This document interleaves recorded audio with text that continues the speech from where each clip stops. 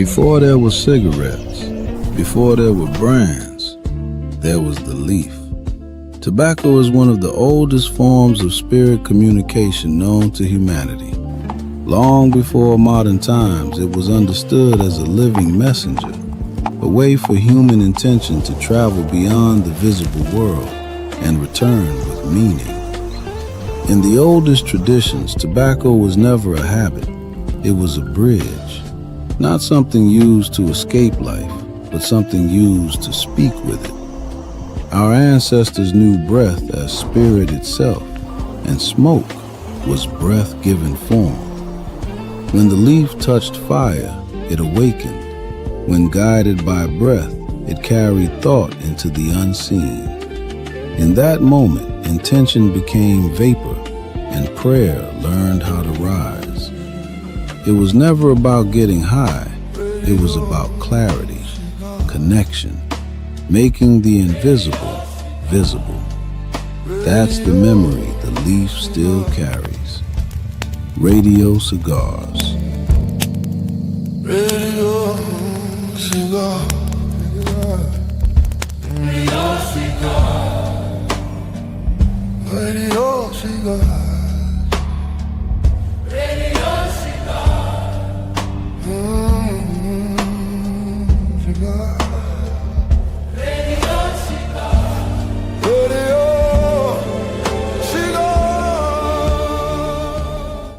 All right, family, we are back. Seen a lot of y'all earlier. We are back. Want to welcome to the platform. Back to the platform, the brother Sarnetta and Jabari. Welcome to the platform, y'all. Peace, brother Rick, man. Good to see you. Good to be with my little brother once again. You already know what it is. What's happening? Indeed, man. How y'all doing? Great. Good. Great, man. Good. Preparing for the debate. Good. Jabari, did you recover from the Wack 100 interview, my brother? Did you recover? All the cursing he did. Listen, he was ridiculous, but I'm good. I mean, honestly, I'll tell you, I people are still texting me today, going, "What happened? Why did this happen? How did you and Wack 100 get in the same room? Y'all aren't even in the same universes. How did that happen?" Let me start out by asking this, Jabari. Sometimes, like, let's say there's a kid that goes to Catholic school, and they catch the kid that he's in high school, he goes to Catholic school, and they catch him on the corner with some of the kids that hang out all day and don't go to school. The first thing they're gonna say to that kid is, "You have no business being there. You're destined for something greater. You should not be over there." I think a lot of people felt like that with you being that in that environment, being in the same room with Wack, being with Unc or whoever else was there. And I don't know too much about Unc. Shout out to Unc 607. But what is your thoughts about people who feel like you're that Catholic school kid who's hanging on the corner with the kids who's selling drugs and you had no business being in that room, Jabari? There are definitely people that asked me why I would ever sit down with Wack 100. I mean, I've gotten those kinds of questions. I don't know about the Catholic school analogy, but I understand what you're trying to say. You're saying that we're in different universes, right? It's like looking at the Hulk show up in a Batman movie. It's like, wait, this is not supposed to happen, right? But Indeed, essentially what occurred is we are trying to have some conversations with brother 607 Unc, who in some ways, if anyone has noticed, he's making a bit of a pivot in his information, right? In his platform. He's beginning to talk about things that are esoteric and other topics, talk about spirituality, the development of spirituality, those sorts of things. And one of the other things that I wanted to do is just talk to a young person, right? Talk to someone younger, because it's not helpful for me to just talk to people my own age. And I realized that Wack 100, that Unc actually has a very large young platform. So that's why we ended up going there. We had no idea that Wack 100 was going to be there. Maybe it was an hour or so before the taping we heard he was going to be there. And so that kind of happened maybe organically. I don't know. I think it might have happened organically. And I'm going to tell you that the way that the discussion was set up, it looked like it was going to be interesting. He was not willing to conform with any sort of structure, you know, and that was part of the problem. And then when we got into discussing information and he wasn't really able to hang, he got upset.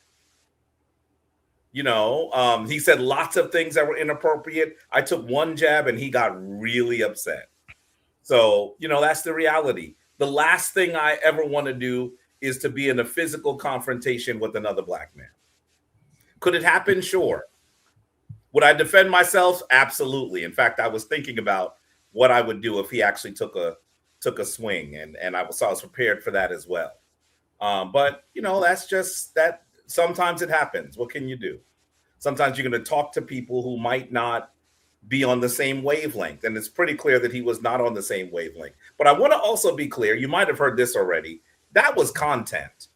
It wasn't content for me. I didn't plan it. It wasn't content for Sonetta. He didn't plan it. But if you listen carefully, in the midst of him yelling, when the moderator comes in, he says, "You're messing up the camera." You're infuriated, but you're thinking about where the camera is. I did hear that. Before we started filming, he was insulting Sonetta. He was attacking Sonetta the whole time. And he kept saying, "Why none of the cameras on? This is going to go viral." So it was really, he was performing for the cameras. When the cameras went off, did he continue? No, we had a good conversation. Showed me stuff on his phone, talked about some of the stuff he's doing around the world. We had a good conversation. If you saw that and then saw what happened on camera, you would say, "What is going on? This is not supposed to happen."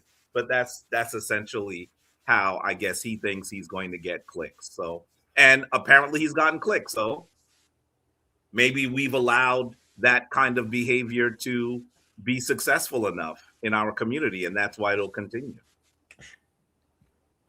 Sonetta, for somebody who has gotten so much criticism for the debates, what was your thoughts on that? This isn't your production. You're going to somebody else's production and watching this go down. Did it make you self-reflect on some of the incidents you have been through in the past? What was it like experiencing it, visiting somebody else's production and seeing what happened, my brother? Well, it didn't bother me. They always say you got to stay ready so you don't have to get ready. Mm-hmm. And I'll always stay ready, bro. You know, it don't matter what sec I go to. So like my brother Jabari said, we had 2 good days of good filming.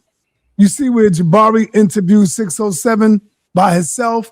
607 broke down and cried because I don't know what kind of spiritual energy Jabari was dealing with, but he made 607 cry live on the platform.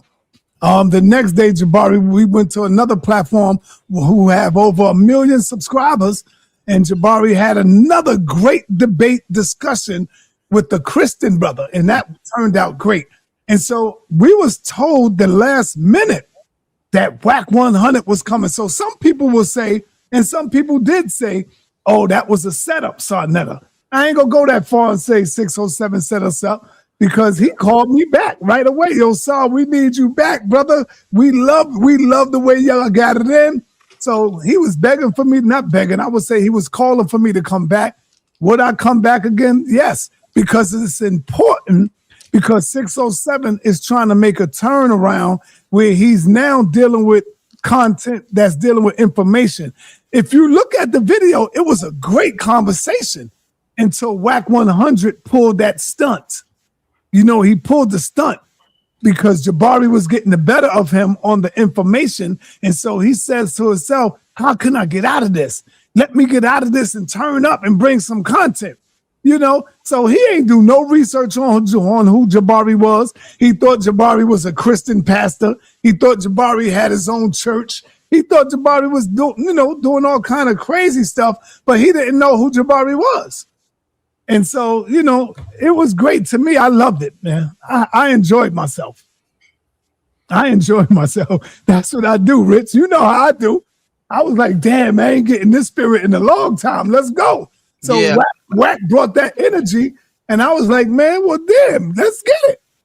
You know? Right. What was the other platform y'all went to that had over 1 million? What was the name of the brother? The white boy, Jabari? Sean Kelly. Yes. It's called Digital Social Hour with Sean Kelly. Oh, okay. I know you're talking about. Yeah, you familiar with that? Yeah. Yeah, he bringing all of them people, and so he definitely want me to come back as well and bring some more people. So they trying to make a crossover, you know, and who the best to do it with? The Godfather of consciousness, brother. You know. Well, what do you think about this new crop of conscious producers and content creators? Are you against what they're doing? Do you like? I know you've seen some of Unc's interviews. What do you think about how they're approaching consciousness, being that you are the godfather of consciousness? Well, I'm not against what they're doing. I love what they're doing. You know, as long as they keeping it on the information, it's good. Everybody have their role and how they want to do their thing. So I'm not hating on none of that. Now, when they want to make a crossover into the knowledge, I'm for that. But you know, not for the crazy stuff. We got to get in there. We got to get sick on Wack 100. I don't want to sit down with him no more. You know, I don't want to sit down with him no more. But if we're gonna do it, let's do it right. Go ahead and get your little youngins and let's talk to them and let's have this discussions with them. I'm with that, but not with the yelling and the going crazy, because I really don't want to be yelling, especially not me right now at this point. You know what I'm saying? I'd rather go along and do this thing right, smoothly. And that's the way we was doing it. You know, until Wack did that craziness. Yeah. The worst thing that could have happened is if we actually got into a physical confrontation. Because you know, I'm older than Wack, right? I don't yell. You know, if I had to get into a confrontation, I would have just done it. So I was prepared, right? I would never be the aggressor. But if he was going to do something, I was going to do something. I'm telling people this. If you look carefully at the beginning of the video, I'm drinking out of a regular, you know, Poland Spring plastic water bottle. When the conflict begins, I'm drinking out of a long glass bottle. And I'm sitting there saying, Creator, please don't let me have to hit this man with this. I was preparing for that because while I understood at a certain point that it was content, I don't know how far he's willing to go for content. For content, right? Yeah, I don't know how far he's willing to go for content. So yeah, but you see people. See, some of the people were saying Jabari was scared. What do you expect a comedic priest to do? To stand up and do this? He's a college professor. What do you think the kids in his school class would have been looking at Jabari, and that would have went viral right there? Yeah. What do you expect him to do with a gangster? When someone's scared, they flee. When someone's scared, they flee. I didn't flee. I sat there. Right. I sat there and I tried to de-escalate. Is that what someone scared looks like? I don't know. Maybe you're not familiar with what that looks like. You know, if I was scared, I would have gotten up and ran out. I didn't do that. So, you know, I was prepared. I wasn't going to go back and forth on that. I tried to de-escalate, but the reality is I was prepared. Let me say this too before they even ask the question, because they've been asking this question online. Why did he apologize? Jabari never wanted to apologize because he didn't do nothing wrong. I'm the one that practically begged him to apologize. Why did I do that? Because Wack wouldn't stop. He said, I'm not stopping until you apologize. So I wanted to go on with the conversation. I wanted to finish up the conversation because he was scared. If you look at it and then you look up the sources what they were talking about, you'll see Jabari was 99% right. Wack was off. He was wrong. And so I said, damn, Jabari, just apologize. And then 607 came in and said, yeah, Jabari, just apologize. Jabari said, for what? He said, apologize for what? So he didn't want to. But I'm telling him, brother, so we can go on with the conversation. He said, I'm not going to stop calling you a B. I'm not going to stop calling you a H or a ho and all that. I said, yo, just apologize, man. Because I ain't want that. Jabari ain't really want that. So he said, you know what? All right. And he apologized. Once he did that, everything was smooth sailing. When the cameras went off, they was in the kitchen making love again. Jabari and Wack 100. And what I mean by making love is, hey, brother, you my brother, laughing and he and all that. You know? Yeah. That's He what I'm showed me talking the about. documents for part of his business, which is going to occur in the Congo.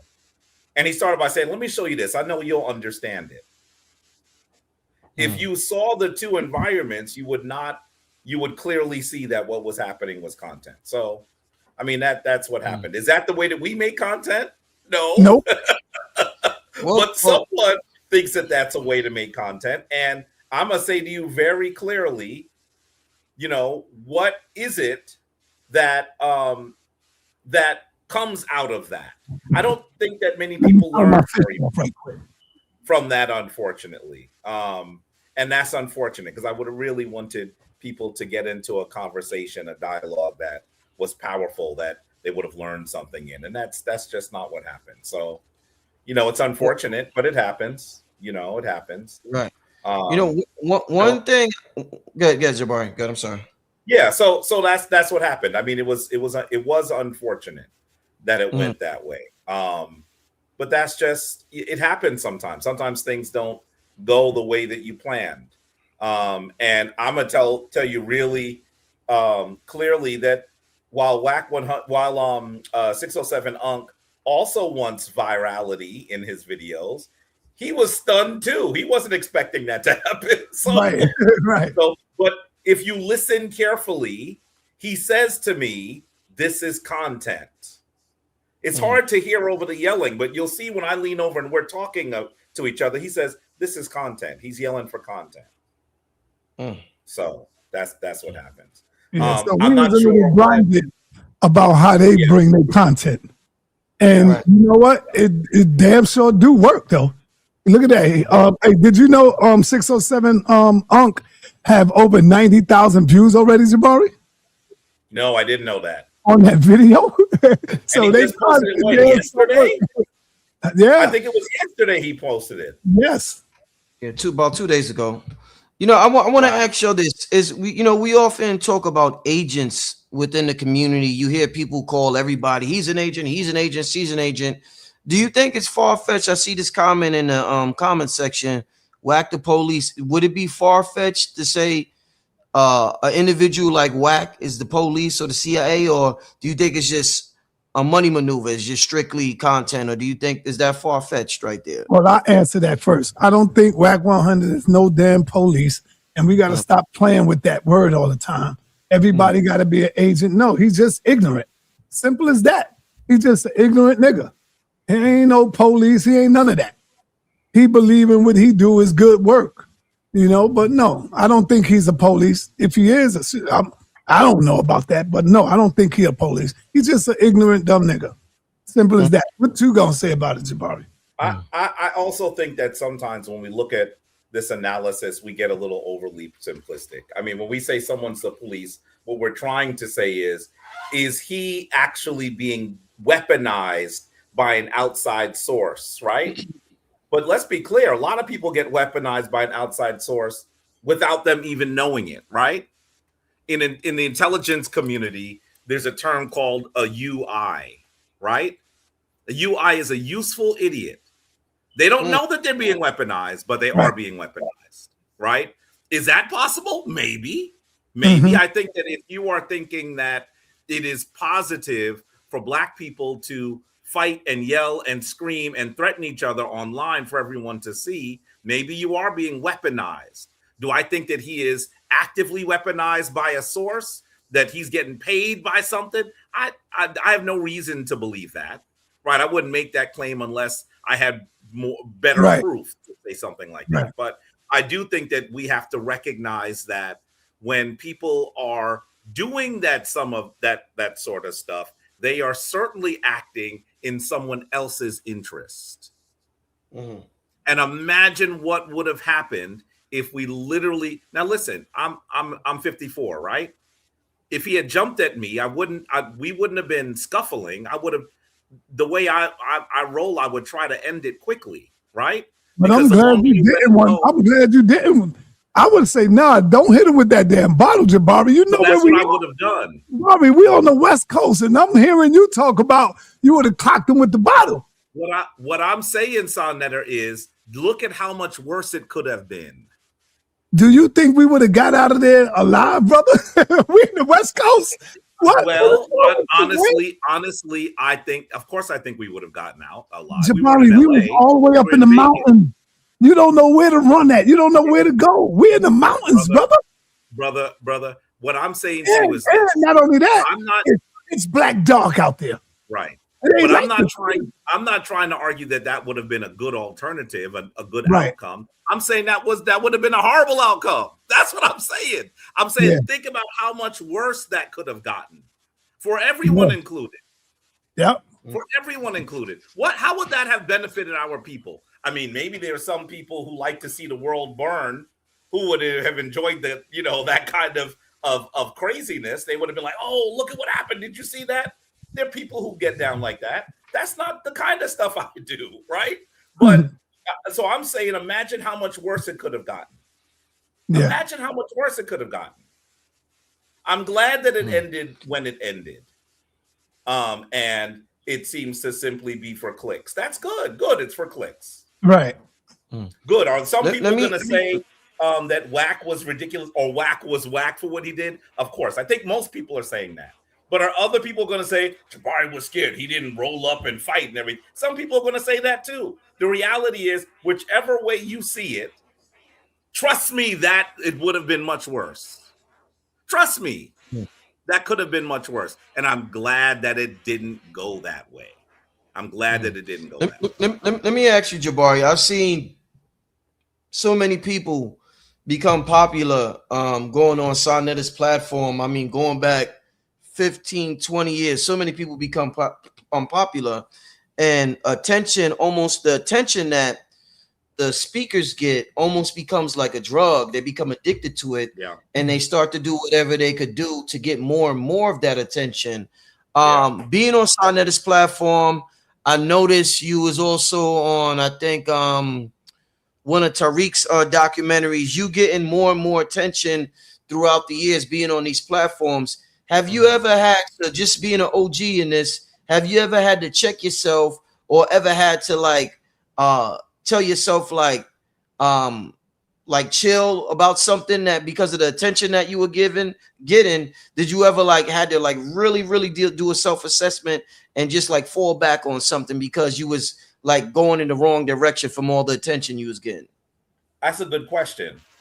Personally, I don't think that I ever had to do that because when I came to Sonnetter's platform, I was already full formed, right? I was already a grown man. I was already a priest. I was already ran a shrine. You know what I mean? I'd already been doing so much of what I do now. I was doing then. So that wasn't the still in formation Jabari Alsaze, the cookie dough Jabari Alsaze. I was already out of the oven. You know what I mean? Right. So I don't think I had to think that way, but I can understand how people would. I get it.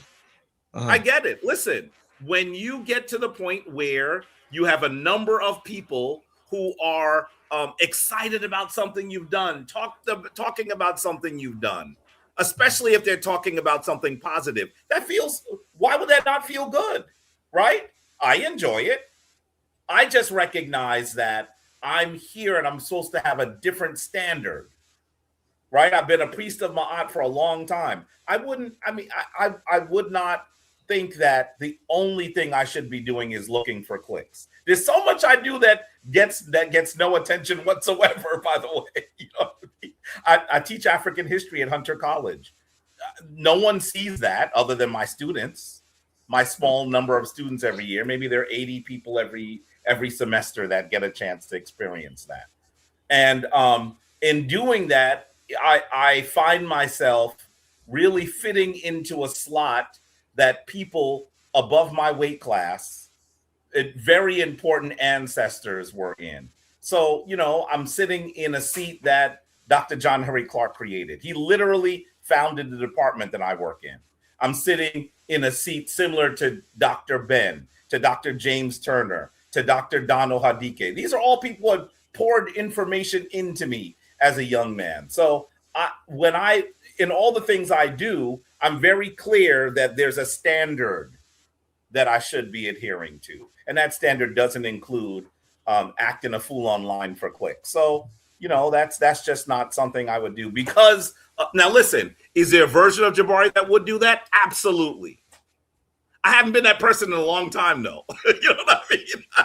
I haven't been that person in a long time. When I started getting onto Sonnetter, I was already pretty much the person that you're seeing in front of you. But would an early version be different? You know, I always say this. I remember people on Sonnetter's platform have heard this story, and I'm going to try to make it as brief as possible. I remember being a very young man and sitting with Dr. John Henry Clark. He was already retired, right? From Cornell University. So we had to bring him back and forth to the university to teach us. He wasn't just on campus. And one time he came and he gave this conversation, must have been 5 to 7 people in a small room, and he told us what to read. And in my mind, I said, oh, that's great. These are great suggestions on what we should read. He came back maybe 3 weeks later, and he starts talking to us. All of a sudden, I begin to realize, I'm like, what is he talking about? Wait, why is everybody else nodding? I have no idea what he's talking about. I begin to realize, oh, he's expecting that we read the stuff that he told us to read. That was not a suggestion. It was an assignment. As soon as I realized that, and you know how you ever have that moment when your face feels hot? That's how I felt. As soon as I realized it, he asked me a question. And basically my answer was blackness, blackness, blackness, red, black, and green, Africa, blackness.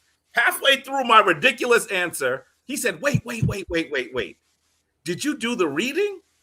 I said, no, Dr. Clark, I was busy. I wasn't able to do the reading. I had other work to do in class. And he said, so what were you sharing? I said, my opinion. He said, son, you have to earn an opinion. Don't speak for the rest of the class. You know how embarrassing that was? Rich, if that happened during the age of social media, I might have felt like I had to defend the undefensible. I might have felt like I need to argue with him. Why he trying to talk to me like that? Blah, blah, blah. But thankfully that happened in the early 90s, right? There was the people that were in the room aren't going around saying, man, Jabari he was stupid. He's ridiculous. He don't read. He don't know how to read. None of that happened. So I think in some ways I've been blessed not to have to be in the era of social media when I was still becoming Jabari Osaze. Because maybe I would have gone in a different direction. Maybe I would be cursing out people online and looking for the camera. People are looking at the camera, trying to do a pose so I look more powerful. But that's just not who I am anymore, right? And it is a blessing that those people who are now ancestors put the work into me so that I could be, I would say, better than I would have been were it not for that experience. I want to bring up a couple of the conversations that y'all had that is being had all over the internet. Polygamy was one of them, or polygyny, or I think polygamy is the term, right, Sonetta? Yeah. And also in the beginning of the conversation, I believe it was you, Wack, and a younger gentleman, and y'all were talking about being called just a Black American, I guess, versus being called an African American. And Wack was making the point that he's an American, he ain't no damn African. And if you notice, there's a huge movement on the internet where Black people are now embracing their indigenous roots here in America. In fact, I seen a video from Sonetta where he found out he's indigenous, and he met one of his family members, and he found out he has indigenous roots in this country. And I don't think he knew that prior 5, 6, 7, 8, 9, 10 years ago. What's your thoughts, Jabari, on Black people not embracing Africa as much as they used to, and now starting to embrace their history and searching for the history in this country, Jabari? I honestly believe that we should embrace our ancestors. If your lineage is actually has native peoples in it, you should embrace them, support them, venerate them. But I want to be clear, when the DNA is analyzed, less than 5% of African Americans have Native American lineage. But how could that be? All of our grandmothers said at some point Everybody got a grandmother, a great aunt that said, we all heard you it. know, Yeah. we natives. We all heard it. Yeah, we all heard it. Growing up, we all if you black, you heard that. Yeah. Yeah, and the reality is when you do the DNA, you don't see native ancestry for the most part. You see European ancestry. Who wants to tell that story about how that got there? Those are some of the most painful things that happened to our people. So in some ways, we've defaulted to another story. I understand it. Do you think ancestry is credible in 23andMe? Do you think that's credible? I heard somebody say they sent the dog's DNA and it came back saying the dog was from Africa. Did you hear that story? I think it said Saliva. something about the dog. I don't know which service they use. Listen, in anything, you're going to find some people who are doing the right thing and people who are doing the wrong thing. I mean, that's just the reality. Buy a car. You're going to get some guy that's trying to sell you a lemon and another one that's trying to be honest and fair with you. That doesn't mean that having a car is the problem. The problem is that you're going to find some people who are going to try to take advantage of you. And that's the problem. So for the most part, we should be very clear that when we do DNA work with a company like Ancestry, and I'm not promoting Ancestry, but I've done Ancestry, I've done Africanancestry.com, I've done both of those companies. I think that they tell you things that are accurate. By the way, here's the deal. When I did Ancestry, no one else in my family knew I did Ancestry. Did I find family members? Absolutely, I did. Did I know they did it? No. Did they know I did it? No. Do we have the same last name? No. Do we live in the same place? No. How does Ancestry know that this person's a first cousin, a second cousin, a great uncle? These are people that are connected to you in terms of your DNA. Is it accurate? Yes. Yes, now I want to respond to that too as well, Jabari.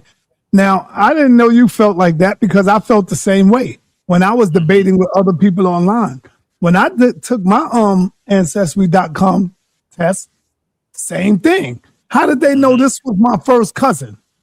Right. How did you know? How did they know that this was my aunt? And I was like, yo, if this is so much fake, then how would they know all of that? How did they know that I was like 10% Native American? How did they know my father was Puerto Rican? How did they know all of that? So when y'all say it's fake, I think you're the one that's fake and you're the one that's scared to get a DNA test because you scared it's going to come back and say African. Such a stigma has been attached to the word Africa that you don't want to be African. You don't want to be involved in that. And so you probably will stab yourself when you find out that you are really an African little boy. You see what I'm saying? You're African. Now, I say, I was debating with my brother Jabari the other day. I said, Jabari, really, none of us is African. We're not a continent. But Jabari will argue me down. We're not the continent. On the continent of Africa, they will tell you who they are by their tribal name. They'll say, I'm Mandinka. In Africa, they don't go by and say, yeah, I'm African, I'm African. They only say that here because they think that's all you know them by. And I did some interviews with Africans.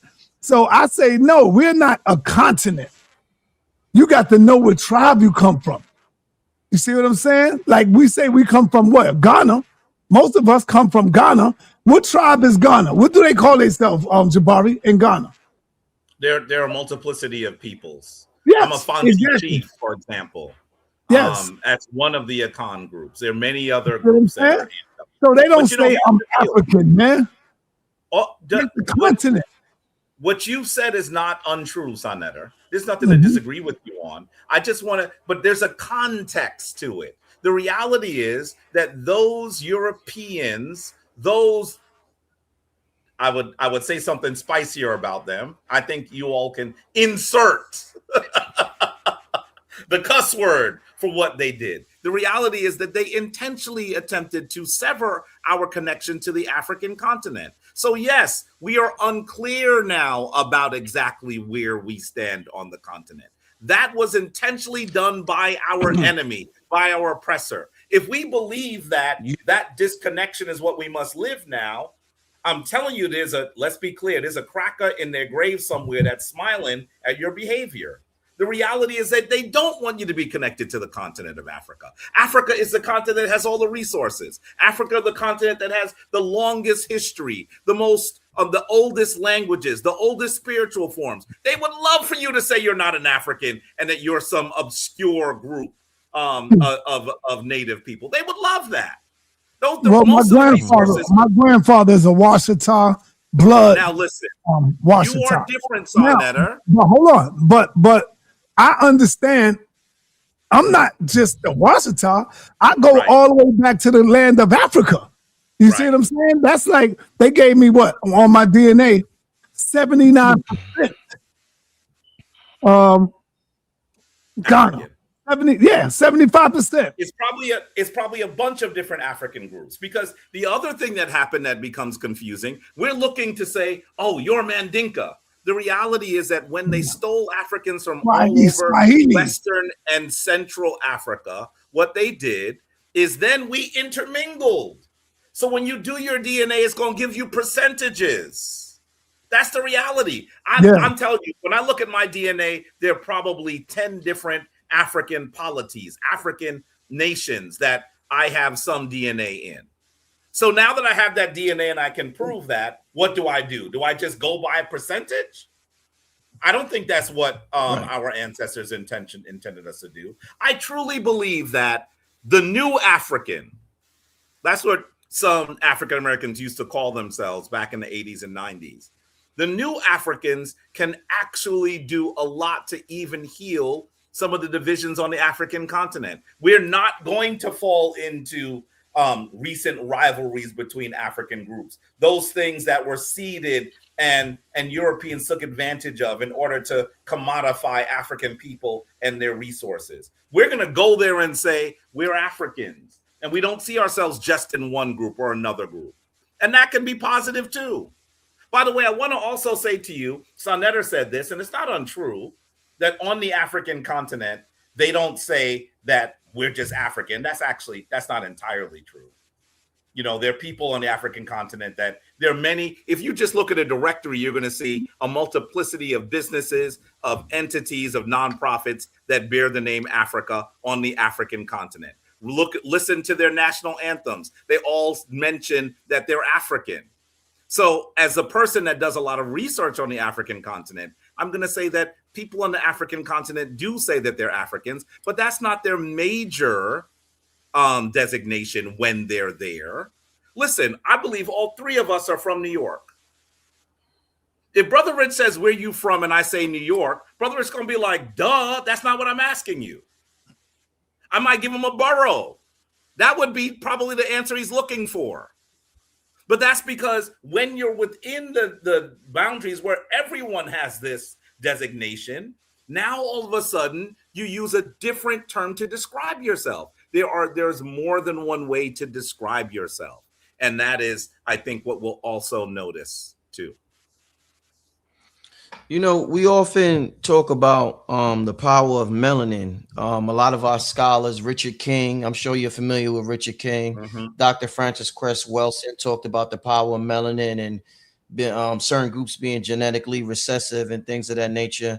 And a lot of times when people look at the blacks in America, they look at us as a diluted version of the Africans because of the mixture and us being mixed with European, because we might be of lighter skin than some of the Africans over there. So they would say, you're not a pure black man. You're not a pure African. You're not a real African. And if melanin is so powerful and it gives us, you know, the ability to see better, the ability to taste better, the ability for our wounds to heal faster. Melanin does all these ability to take the sun rays and turn it into chemicals, being a transducer, all of this magnificent things.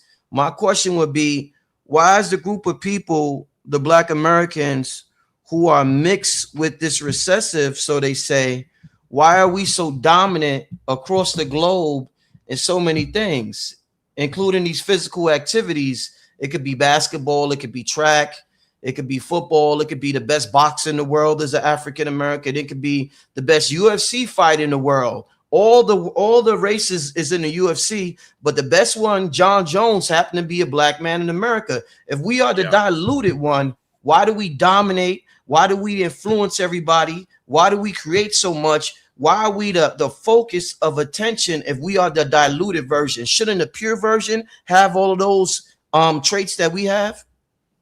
I'm gonna tell you right off the bat, I spent a lot of time in Ghana. When I'm in Ghana, I hear our music. Let's be very clear. Don't do that. Nobody wants to hear a rapper from Ghana. Don't do that, Jabari. Nobody wants to hear a rapper from Ghana. I'm saying the opposite. I'm saying the opposite, Rich. I'm saying there's no Michael Jackson in Ghana. Don't do that. There's no Michael Jackson. That's not what I'm saying. You're there's no Mariah Carey. I'm saying there's no James Brown. When you're there, you're hearing literally, actually, Michael Jackson, Mariah Carey. Okay, I'm saying when you're there, you hear African American music, is what I'm saying. The African American is one of the most influential people on the planet. And you're correct. Our legacy in this country is awesome. It'll make you gasp. Some of the most influential people on the planet are African American. Some of the most accomplished people on the planet are African American. I mean, the things that we've been able to do under such intense suppression is unheard of.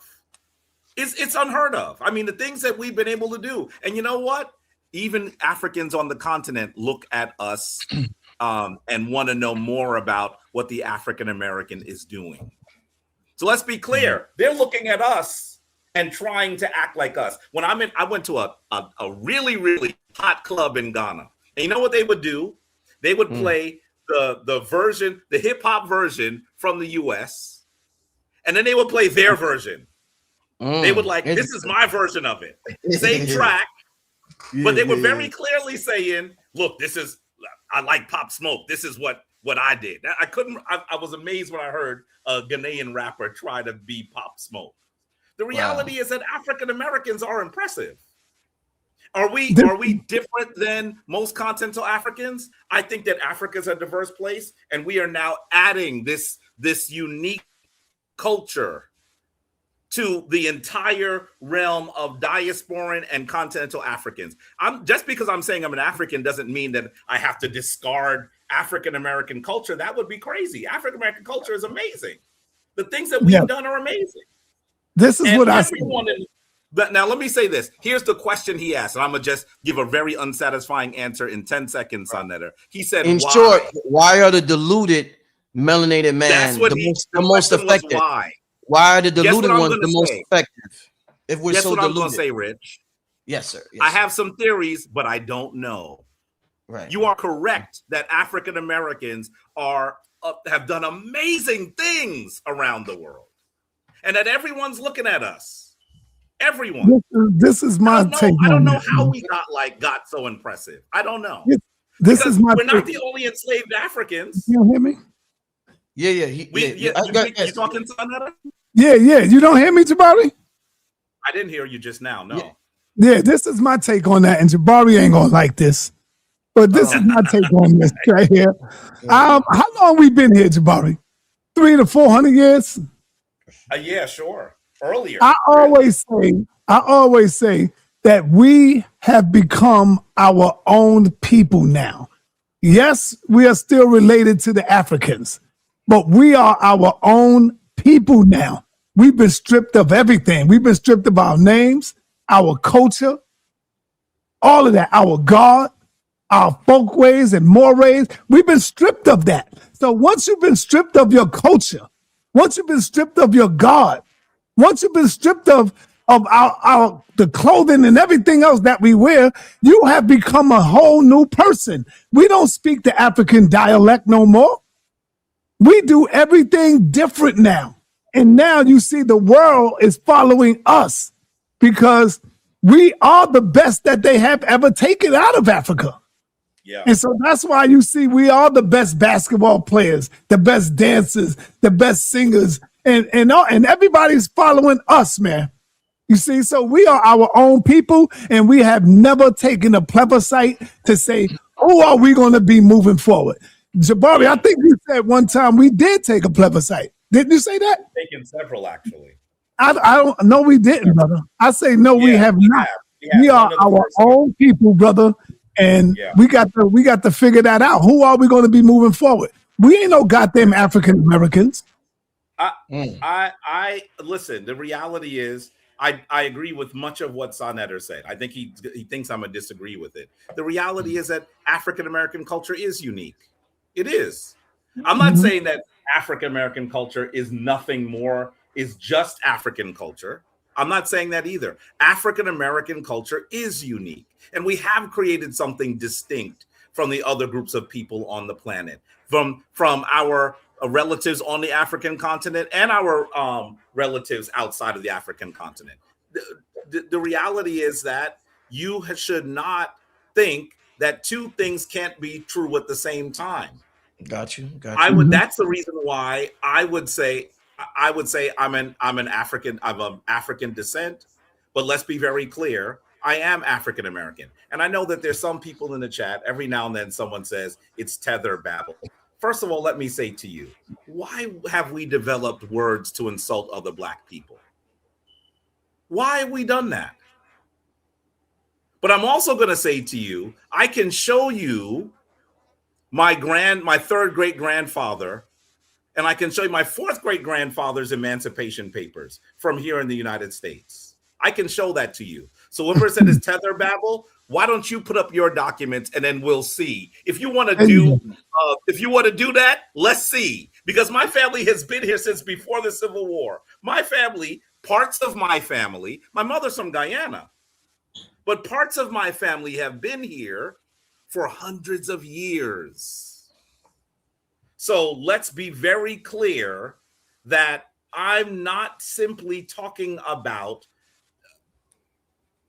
I'm not sure when the term Pan-African became a slur. Remember, I talked about people being UIs before? You know, I think that we have to recognize that we've gotten to the point where, in some ways, some of us are not recognizing that our enemy has their hand in our back and they're puppeting us. Do you think that they want you to even try to demand that you should have some role in the resources of the wealthiest place on the planet? Do you think that they want you to say that? We have to, in political struggles, you have to figure out how you're going to increase your numbers. And the politics of division does not help us. It does not help us. Damn, Lucifer said Africa. Lucifer. Well, let me say this. Does increasing our numbers mean that we have to say that there is not a distinct African-American culture, that people who were enslaved in this country should not have special attention? No, I'm not saying any of that. Though that's not a counter to that. Those things are true. But we don't have to now insult other Black folks. What's wrong with y'all? Why are we doing that? Because by the way, some of them were enslaved by the same people in other places. Right. I mean, this is ridiculous. Yeah. So one of the other things moving forward that y'all talked about on the podcast was relationships. And that's something that I think the divorce rates is at an all-time high right now, man. Like, people don't get married, number one, like they used to. And divorces is at an all-time high. So things are different from the 80s and the 90s. The 2000s are completely different from that era. Do you think, Jabari Sonetta, polygamy is one of the possible answers to the divorce rates and to the loneliness epidemic that we are seeing happening and occurring in our community? And I think Sonetta was getting a lot of criticism from Wack. He was saying you were manipulating your other wife because I think you told him you had 2 or 3 wives. So he was saying you were a manipulator and that it wasn't genuine. So maybe Sonetta could start. Why in the world did he want to attack Sonetta's personal life on camera? I don't know. I have no idea. It's crazy, right? I'm like, it was really strange. He kept going. Sonetta was like, "Are you jealous?" Like he kept going to Sonetta. I'm like, hey, I don't know, man. I was going through something during that time. That's why I couldn't really keep getting it in, Rich. You know what I'm saying? Jabari knows. I told Jabari. But that's one thing I ain't want to talk about on camera was my wife. I ain't want to do all of that. That's my business, my personal business. Yeah. Why should I'm you? not even jealous about that. Yeah. Why are you worrying about what I got? Right. He started talking about my shoes, my gators, fake gators, all that, man. Like, what is Y'all you didn't hear talking that about? on camera. He said, "What? Look at his fake gators." What? No, I heard that. I heard him say that fake ass You heard gators. it? Yeah, I heard him say It's that. crazy. Yeah. But is that a possible answer to the relationship problems we're having in our community? Each one of y'all, do y'all think it's a possible answer? Jabari ain't gonna answer that. His wife watching right now. I will. My wife just walked by. I will. Yeah, I you mean, better listen. not, Jabari. Well, I'm gonna say this. Yeah, The be divorce careful. rates are a concern, right? I just got divorced 2 years ago, right? So that's a real thing. It's a real, and divorce is hard, y'all. Divorce is hard. Whether you Be hate the careful, person or you Jabari. love the person, divorce is hard, right? I'm gonna say to you that polygamy may be one of the answers. I wouldn't pretend to say it is the answer, but it may be one of the answers. We have to understand that if we are talking about consenting adults who are attempting to support each other in a way that's respectful, Yeah. and they're willing to do that and collapse their families, collapse their households, perhaps even combine their resources, that could work, right? Does it mean that it has to be the only way we do it? No, but it could be one of the answers, sure. By the way, you also have to understand that technically having more than one spouse is still illegal in the United States. So people are going to have to then Illegal. also, It's illegal. illegal. That's what I said. Illegal. It's still illegal in the United States. So what people are going to have to do is find other sorts of mechanisms if they want to go down that direction. So maybe that's what they'll end up having to do. But I'm going to tell you, I'm not critical of individuals that are in plural marriage. I'm not critical of them.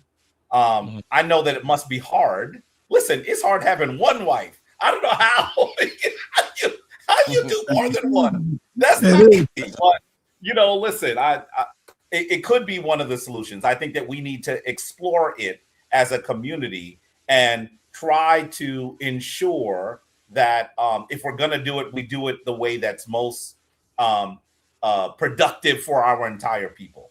Are you a lion or a kitten? Me? I'm a goddamn lion, man. I was like, what? I'm a lion. You're a liar. Explain I'm a it. lion. And what I'm telling you is when you look at animal life, man is polygamous by nature. Now, I know a lot of people, a lot of soft cats, a lot of kittens that's out there. Oh, nah, brother, I'm good with my one wife. That's cool. Stay good with your one wife. But don't get mad at the next brother who may have two, who may have three. Don't get mad at them. You see what I'm saying? That's the problem. You get mad at stuff like that. Worry about you and your wife. Nobody care about that. If you can only deal with one, brother. I'm not saying this for everybody, but man is polygamous by nature. This is why you always see a man always looking at a woman. You see a pretty woman, you can't keep your eyes off her. You're looking at her like, wow, damn, she fine as hell. And then when you look at it, men always get caught out there cheating and doing something. Why is that? Because you're polygamous by nature, brother. You have became Europeanized. That's one of the things I mean when I said your culture have been taken from you. When you look at who we were before we got here to these shores, go do the history. Go look back and you'll see the Africans on the continent of Africa, they had more than one wife. You ain't got to be a goddamn Muslim to do that. And so people thought I was a damn Muslim. You don't have to be a Muslim. You just have to have your wife consent to it. Sometimes they'll say no. Sometimes they agree with you. And that simple as that. I mean, simple as that, brother. We're polygamous by nature. No, I hear you, Sa, and I know you got criticized by Wack and other individuals, and yeah, I'm always curious. You always looked up to you in a lot of ways with your discipline and other things. So I'm just always curious to see, like, what is the biggest difference, in terms of having two wives psychologically for a man. Like, what would you say psychologically? How does it affect you? Like Jabari said, one woman is a handful. One woman are complex creatures. They're very complex creatures. So psychologically, how are you mentally with one woman versus with 2 or 3 women, Sonetta? Oh man, it's definitely helpful for the family, for the business. If all the women was on the same page, you got to understand they got to be on the same page. Because if one is slowing down, it'll mess up the whole thing. You all got to be on the same page, man. That's the most important thing. It helps out with the family. When one sister don't feel like cooking and she's tired or she might be sick, the other one picks up the slack. It's just a family thing. It's a sister's wife thing. In order to understand it, you got to be in it. I can't really explain it the way I want to, but you got to be in it. You got to be involved in it in order to do that. And sometimes the woman ain't going to agree with that, man, because she have been Europeanized and selfish as hell too. Let's say this. Let's say there's a lot of sisters out there with children. Their husband is gone. Their husband been murdered. Their husband is locked up in jail. Are you telling me that kid's supposed to grow up in life without a father figure? These children, that's what our ancestors was looking at. That's what our people was watching. So they would grow up without no father figure because this woman want to be selfish and don't want that man to be responsible for that child. You understand where I'm going with this, man? There's a lot of our sisters. Some of the men turned out to be gay as hell. Don't have a woman no more. The man is dead. The man is in prison, but she still got to raise that child. And so because there's no father figure in the life no more, now that child is growing up a gangster. Now that child could be growing up a drug dealer. Now that child is just all out there because he don't have a father figure to guide him, to teach him no more. That's when polygamy comes into play. You see what I'm saying? That's when it's helpful for our people. That's a fact. Get mad at me, sisters, if you want to. You know what I'm saying? Let me ask. What I know, Jabari got a debate coming up. What's the debate about, and who is Jabari debating? What's going on with this debate? Oh man, we got the best debate coming up that we did in the last 7-10 years with Jabari versus Reggie, and that's going down. This right here is very important. Is dealing with the netters. Are the netters literal? Let me ask you, Rich. Do you think the netters, and when I say netters, I'm talking about the ancient Kemetic gods. Do you think they were literal or no? No. There's a lot of people who believe that they were literal, brother. That they were real. Lots of them. I'm not joking. Lots of them believe that they were literal. Maybe it could be both too. Maybe with both sides are right. I'm saying that too. And so we have a powerful debate coming up this Saturday at 4:00. And I dropped the link in your chat. It's in your back chat, your back chat. Okay, I see it. I'm about to share the link in the chat. So let me ask you a question, Jabari. When you hear one of the popular gods in Egyptian mythology is Tahuti, do you believe Tahuti was a real individual, or is Tahuti just like a title that anybody, a spiritual title? Pin that link, Rick. Pin the link. Where is it? It's up there, and make sure you put it in your description. Damn, how do I? You're gonna hear me say. I don't know how to pin it from the computer. All right, you see the 3 dots on the side? Yeah, I clicked on that. It says delete comment, put user in timeout, or ban user. Oh no, you got to click on the text that you put up. That's what I did. I'm telling you, bro. Hold on, let me see. It just say pin comment. I'm gonna do it on my phone. In the comment yeah. area. am making the same argument that you are, Brother Rich. I am not, and I've been a practitioner of Kemetic spirituality for over 30 years, well over 30 years now. And I'm going to say to you that the Kemetic, the Neteru, the deities of ancient Kemet, were allegorical. They were not literal. Now, you're not going to hear me use the word real, because something that is allegorical can still be real. My argument is that they're not literal. So there was no God with a green face who was cut into 14 pieces and was brought back to life. That is allegory for how we have to become Asar ourselves, who the Greek called Osiris. So that is the argument I'm going to make. They were not literal. Sometimes people say, Jabari is saying the gods weren't real. That's not what I said. I said they weren't literal. Those descriptions are about energy and the forces that have created and maintain our universe. That is what the debate is going to be. And I think it's going to be really fascinating. I don't know why Reggie thought to take the other side. I don't know. I don't know. By the way, his position was my position just a few short years ago. So I don't know why he took the other side, but the reality is that if we're trying to say that they were literal, then we have lots of challenges. So if they were literal, then why haven't any of us seen a literal Jehuti coming down with his ibis or his heavy bird head? Why has that not happened? Why is it that no one has said that they've seen Ast with the throne on her head? If they're literal, then why don't they exist in our common day? The reality is that this was spiritual symbolism. Mm-hmm. This was spiritual symbolism.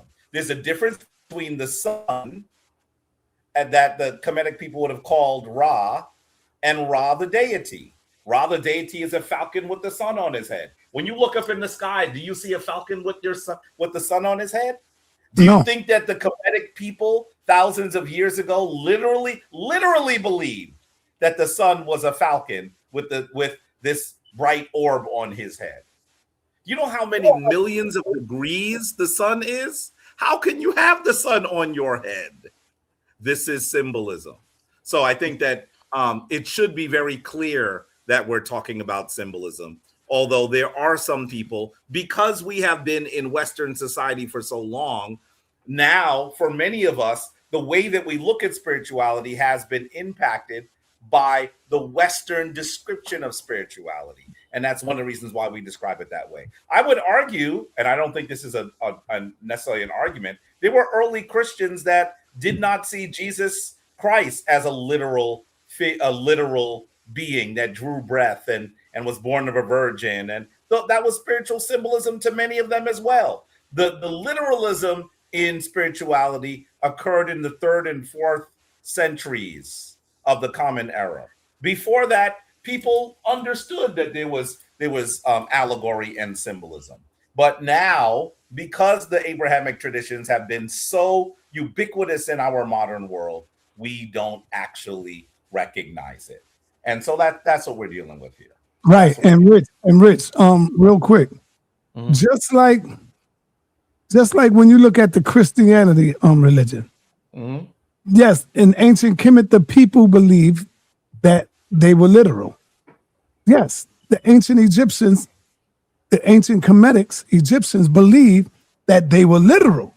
Just like today, when you look at the Hebrew Israelites, and when you look at the Christians, they believe that Jesus Christ was literal.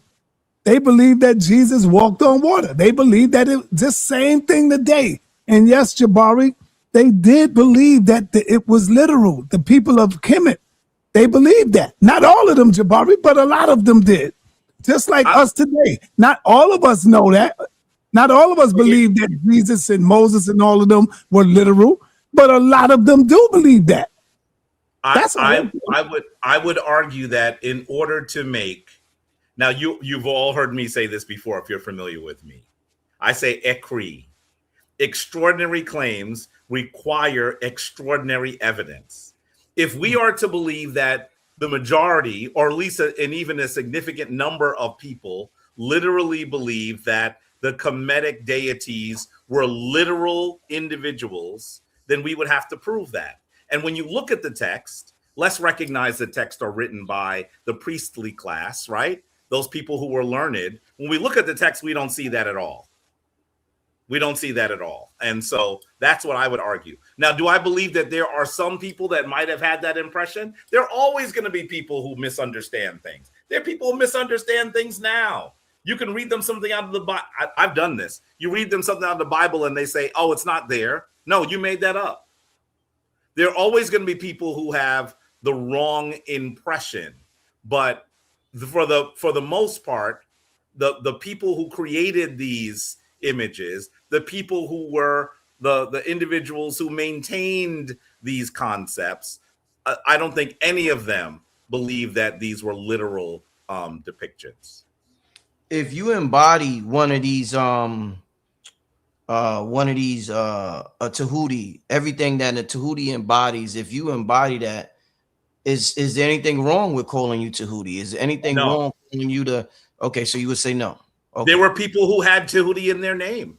Right. But but there's the term you use that's powerful, embodied, right? Though that vibration is one that resonates within you, right? Yeah. And there were people who had the name Jehuti, right? That's not unusual. There were people who had names that were connected to the divine.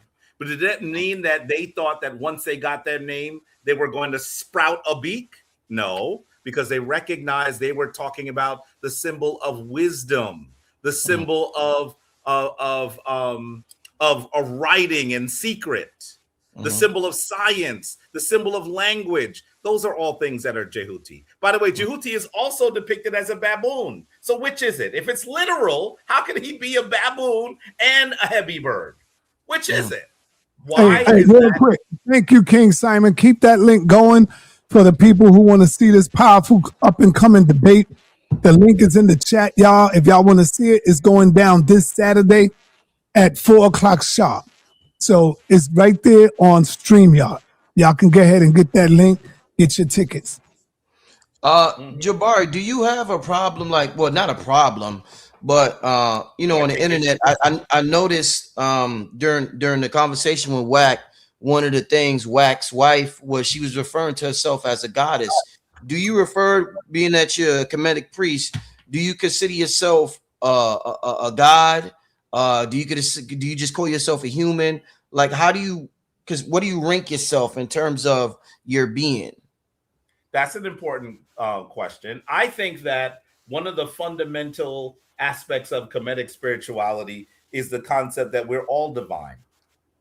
And that what we're trying to do is cultivate our divine attributes.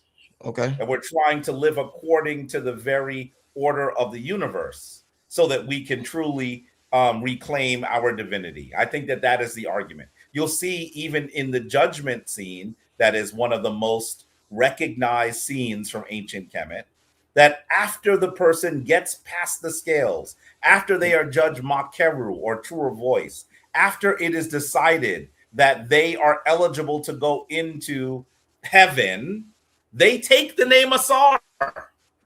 They take the name Asar. I guarantee you there would not have been a person that would not have been aware of that understanding in ancient Kemet. And so in this instance, we should recognize that they are describing Asar as a status. They're describing Asar as something that we should all attempt to attain, rather than a literal dude with a bulbous white crown and a green face. I would argue that Jesus was considered something similar in early Christianity as well. Hold up, Rich. I always say, we always want to be God. But when I say we the goddamn devil too, nobody want to be the devil. We are not just God. We are gods, and we are also the devil. The same thing, brother. Nobody want to accept that. In every human being, you have a higher self and you have a lower self. And when you living in your higher form of human, you are being what? God. But when you living in a lower state, you are being what? The devil. How many times you see not only our people, but humans go out there and grape? You know what I mean when I say grape, right? When they grape children, when they molest the children, you're not being a God. You're being demonic. You're being the devil. So inside of every human being, you have the ability to be a God, righteousness, and you have the ability to be a demon, a devil. And so what we have to do is chain that devil up that's inside of you and live out your God consciousness. That's it. We can't just keep saying, oh, I'm God, I'm God. Well, nigga, you the devil too. Right. Yeah. So one of the things, and I just thought when Jabari talked about the green face, when you look at some of the teachers, when you look at John Henry Clark, Dr. Ben, the brother Jabari himself, they don't, disclosure is a big topic now. I never heard any of y'all talk about alien presence in ancient civilizations. I would hear Bobby Hemmett, I would hear Dr. Delbert Blair, and I think the most famous brother who talked about aliens was the most honorable Elijah Muhammad. He talked about the mother plane, and he went in on aliens and all of that stuff. Why don't you? Well, I don't know if I'm correct, but how do you feel about the topic of aliens within the Black community, and why do you think some of the teachers chose not to even touch on it, like Dr. Ben, John Henry Clark, or yourself? How important is that in terms of the Black liberation? I think that the story that we can prove with all the evidence necessary to be factual is as amazing, even more amazing than the story that we'll try to tell with conjecture, right? So I have no definitive proof that aliens were active in ancient Kemet. And so I think that we should be aware when we look at ancient Africa that Africans, our ancestors, did amazing things that are hard to replicate or even unreplicatable today.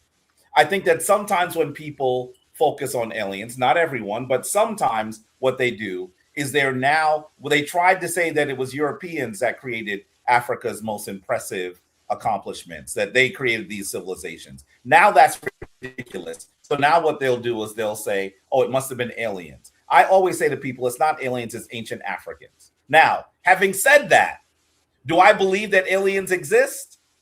While I do not have proof, I would think logically we must believe that there is intelligent life outside of our solar system. I think that to believe anything else would be illogical. It would be illogical. Do you know how I agree with you, Jabari, on that. Do you know how vast outer space is? Do you know how many, when you look up into the night sky and you see the stars, each of those stars is a sun. We just are recognizing the sun in our solar system.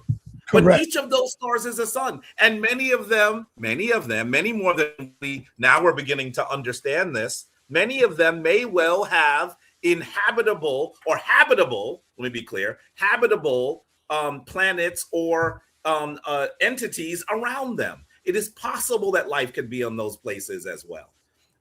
And so I believe that it is logical that there are aliens. I think that's a logical argument. To argue that they were the ones that created ancient African excellence, I think that is not something that we have any evidence of. I think we did that, but I think that sometimes people think it's so interesting to argue that ancient aliens did something. And I had a beef with the dude that came out with that series for a long time too. What do you think about the Dogon talking about this group of beings called the Nomo? Hold on, Rich. One quick thing. Jabari, don't they have in the metal netcher on the walls? I don't know, but don't they have spaceships or something like that on the metal netcher on the walls? I don't know what wall is that on. There are some people that saw some glyphs that they think look like spaceships. And in actuality, I think that what they were actually looking at is a wall that had been poorly cleaned. Okay. And that if you look at what earlier people wrote, you recognize what the glyphs are, but after the cleaning, it looks like there's a plane and some other stuff on there. That I don't think that's actually what it is. Now, having said that, I want to be clear. Am I saying there's no such thing as aliens? I'm not saying that. I think that there likely are sentient. There's probably sentient life. What about the helicopter? What about the helicopter? The helicopter, once again, they were misrepresenting or not understanding some of the actual glyphs that can be read on that surface. Okay. Go ahead. What you were saying, Rich? My bad. I wanted, since we talked about aliens, I want to know, what did you think about the Nomo? About the Dogon. Yeah. Dogon, I think very clearly the Dogon are saying that they come from a star system, right? That's what they're saying. I think it's fascinating. And we don't have a clear answer as to even why they would know it was there, other than if they were able to do advanced mathematics or astronomy. The reality is, how would they know it was there? They had that as part of their description of their origin before European technology had caught up with, had become advanced enough to be able to see those stars. So that's amazing. It is amazing they were able to do that. Does that mean that they are aliens? I don't know. I don't know. I do know that it is impressive that this group of people was able to do things that clearly outstretched modern science for generations, and that modern science had to catch up with them. That's fascinating to me. I'm curious to know, a brother like yourself, you represent, like, a person would think you come from the old school John Henry Clark, Dr. Ben era. What do you think about people getting information under the influence of shrooms, psychedelics, DMT, ayahuasca, where they come back and they have information that nobody knows where they got it from, and later on it turns out to be true? What's your thoughts? And maybe I want to know, have you done them before, entheogens or any of that? But what do you think about people getting information under the influence of these psychedelics? I have never utilized psychedelics. That doesn't mean I never would. That doesn't mean I never would. What you waiting for? Yeah, listen, I would have to do that under the right circumstances with someone who knows what they're doing, right? Right. I engage. I regularly meditate, and sometimes I get messages in meditation that are helpful for me in my waking life, and I believe that it is possible to access parts of your being that are not regularly accessed in your day-to-day life. I think that is something that we absolutely need to do. Having said that, I'm not one that would speak negatively about that, but I'm also a person that believes that we have storehouses of human information in the form of books. And I think that we need to study our history. We need to study as much as we can on what happened and how it happened. Does that mean that you shouldn't take shrooms? I'm not saying that either. So I know that that's an unsatisfying answer. I'm saying yes and yes.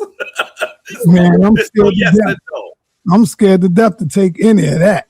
Man, I'm not going to be the right people. You're going to have me running up and down the street butt naked. Hell no. I would have to do it in the right circumstance. I would not be comfortable doing it just anywhere.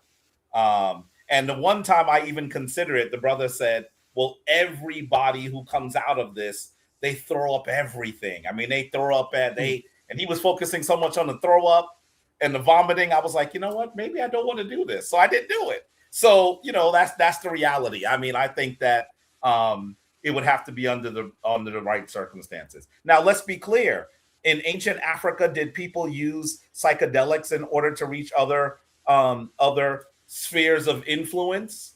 Yes.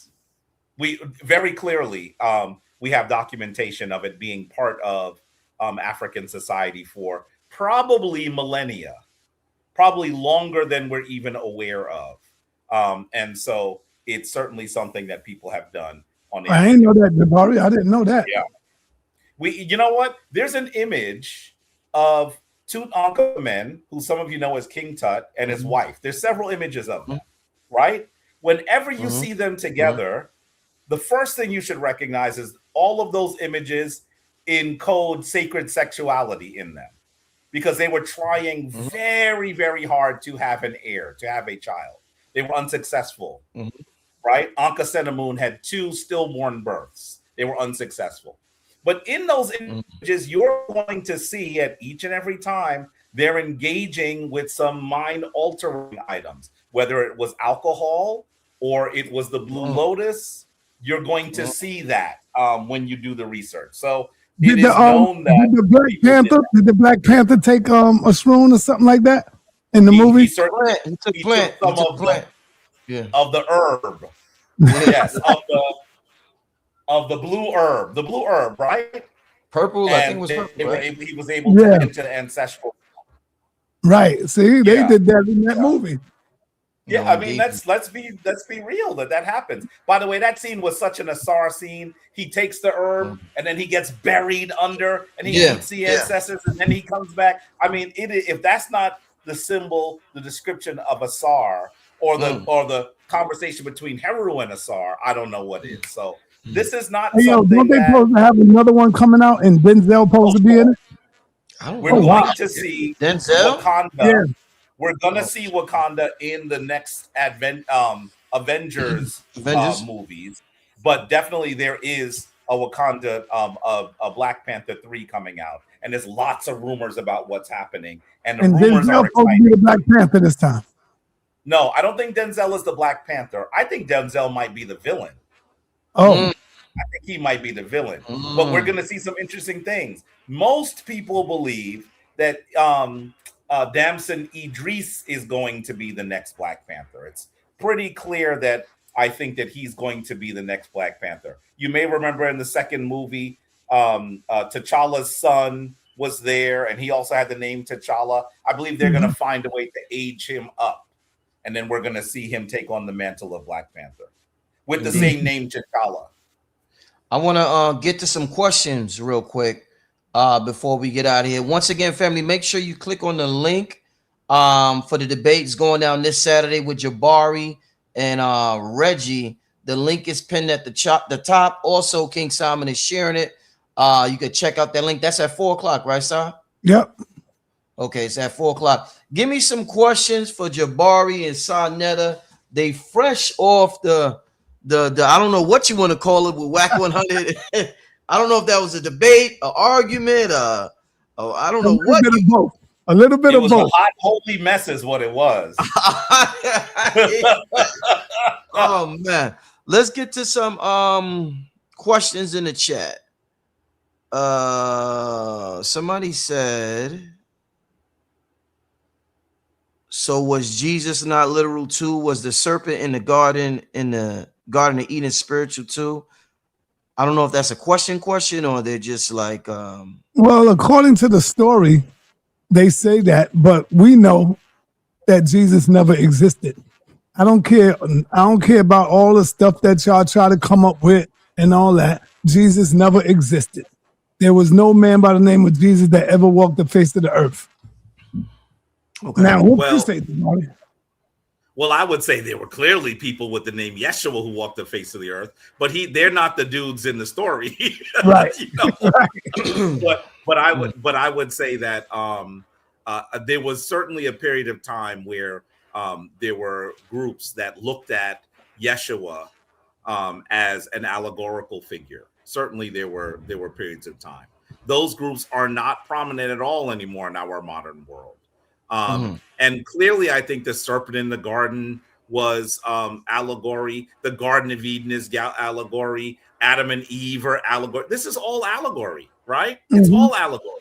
Is it possible to create an entire universe in 6 days? This is allegory. And when we try to look at this person begat this and begat that and begat this, the reality is that there are people who are highly literal that then argue that the world is about 6,000 years old. That is ridiculous. That is ridiculous. We know that the world is several million years old. And so I think that the people who are writing that were not trying to tell what we would consider history today. Their aims were different.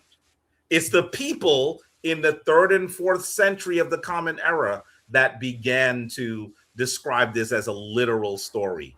Under some of them under the auspices of Emperor Constantine, others as apologists who were trying to make Christianity more influential, more important than the other traditions, the multiplicity of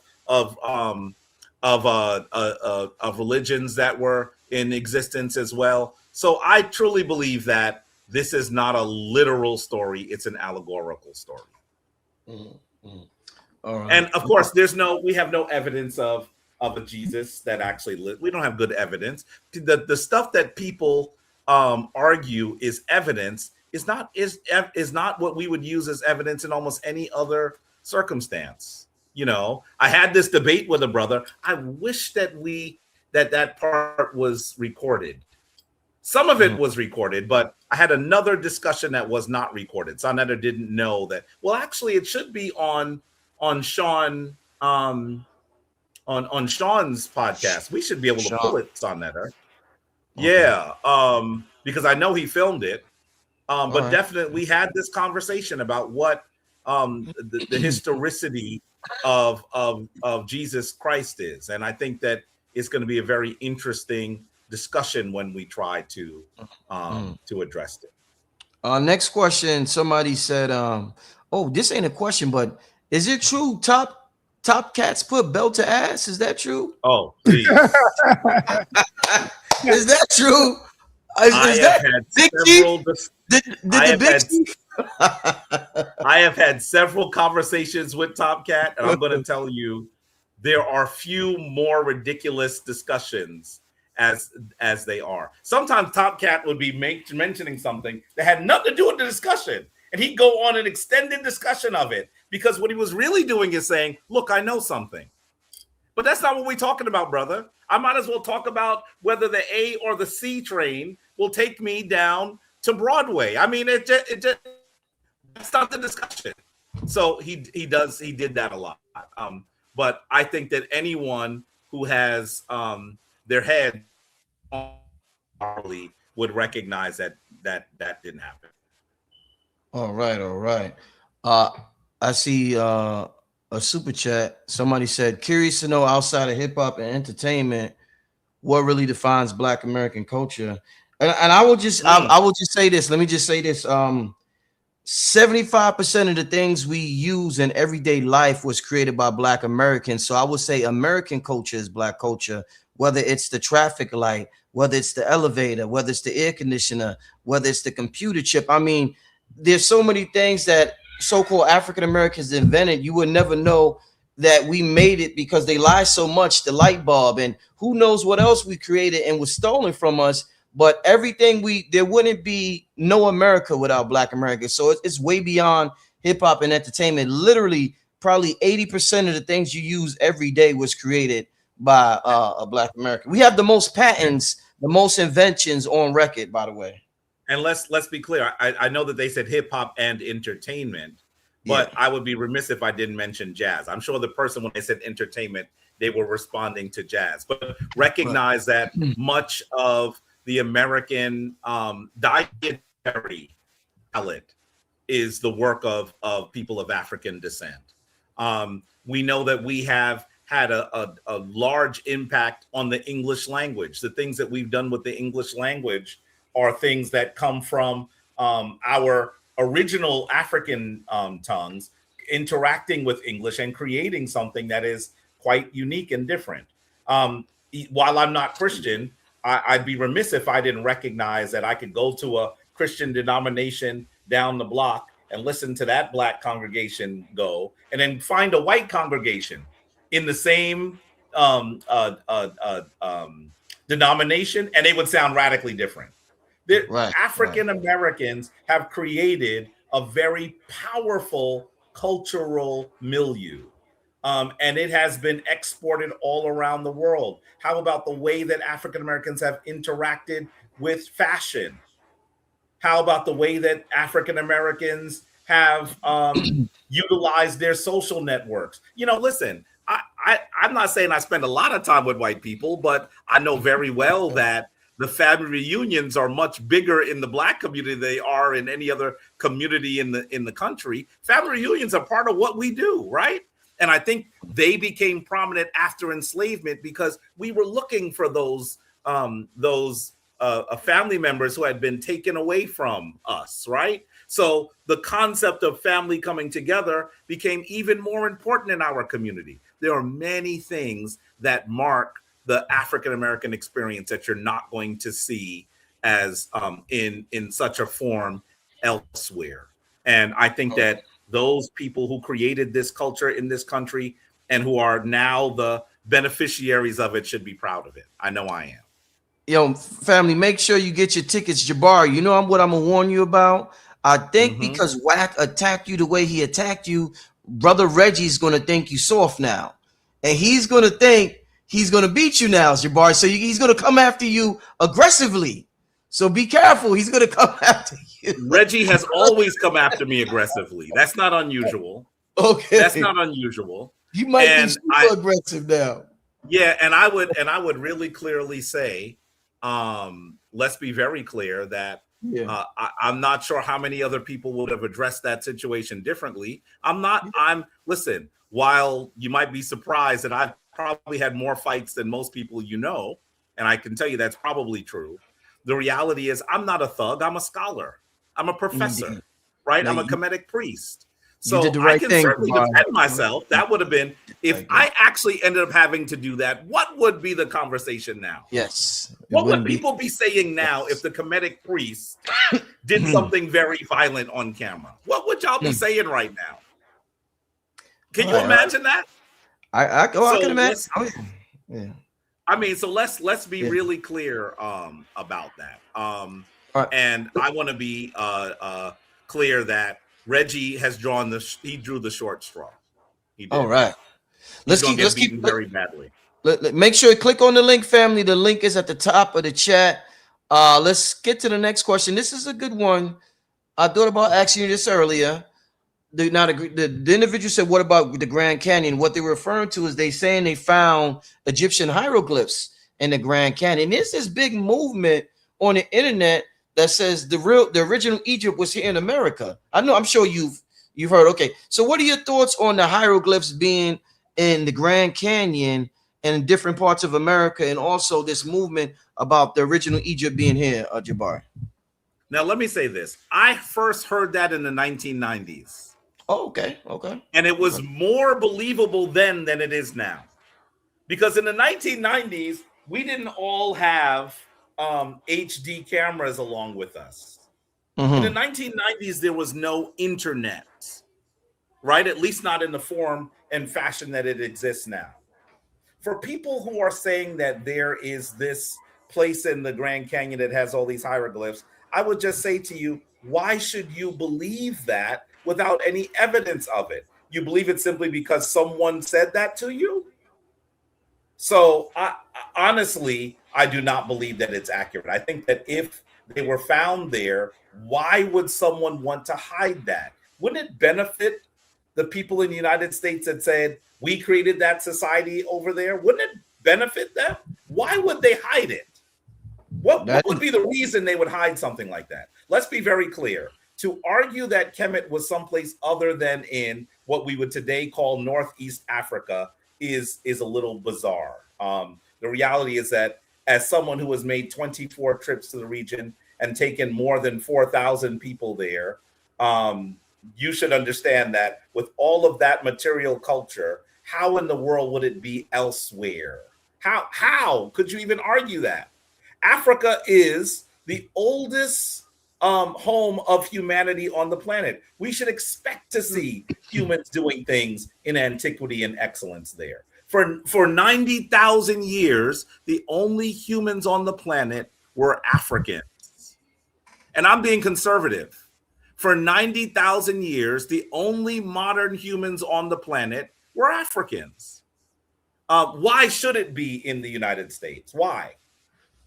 So anyway, that's the importance of this story. And I think that we should not be gullible. If they're there, show them to me. What's the evidence? What's the proof? We should believe things when we have evidence and proof.